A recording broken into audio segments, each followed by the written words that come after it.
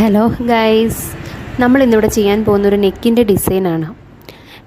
Lining കുർത്തിയിൽ neck design, പാൻറ്റിൻ്റെ piece ഉൾപ്പെടെയുള്ളത് എങ്ങനെ കാണാൻ പറ്റുന്ന രീതിയിൽ നമുക്ക് ചെയ്യാമെന്നുള്ളതാണ്.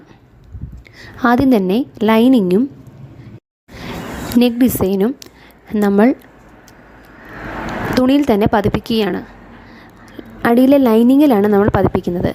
ലൈനിങ്ങിൽ പതിപ്പിച്ചതിന് ശേഷം നമ്മൾ ആ ക്യാൻവാസിനെ പുറത്തോട്ട് എടുക്കുകയാണ്. എടുത്താണ് നമ്മൾ സ്റ്റിച്ച് ചെയ്യുന്നത്. എങ്ങനെയുണ്ടെന്ന് നമുക്ക് നോക്കാം.